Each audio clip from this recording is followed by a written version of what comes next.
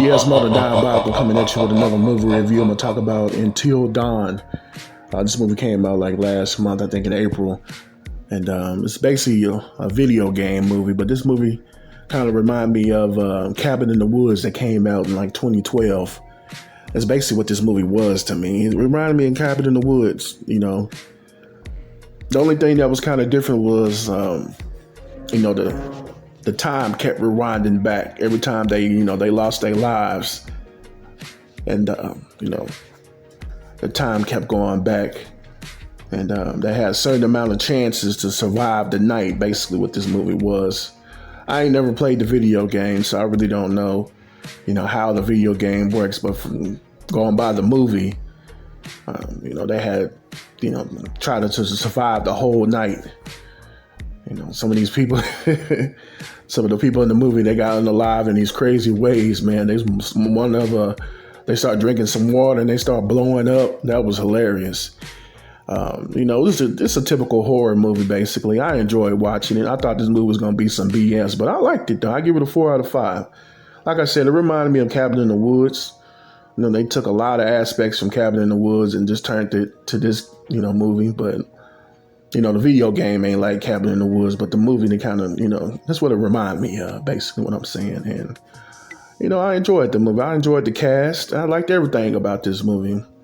I'm surprised that, it kind of bombed in the movie theater a little bit, but, it's on streaming now. And, hey, it's hopefully it'll make their money back on the streaming. So, like I said, man, oh, man, the way they was getting unalive, it was like zombies and stuff like that. It was a lot of things going on in this movie. And if they gave you a certain amount of time to survive the night, and if you didn't survive the night, you'll be a part of the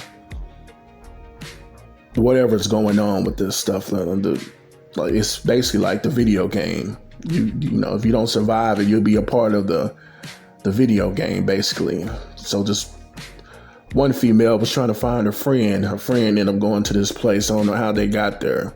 That's another thing about the movie. They didn't really explain how these people got to this point to where this town or whatever. They didn't explain it all the way. That's the only thing I ain't like about the movie. But the woman's friend, she ended up turning into some type of zombie and was stuck in the loop.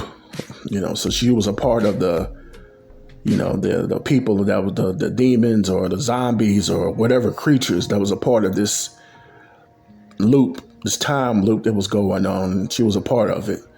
And that was pretty sad about the movie, man. But all the 5 folks that went there, they all survived. And, they survived the night after like 12 or 13 times getting unalived. I can see myself watching this movie again. It's going to be like a little cult classic to me. Kind of, like I said earlier, kind of remind me of Cabin in the Woods. But like I said, I give this movie a 4 out of 5. I enjoy watching it. Remember Diabolical in the Head.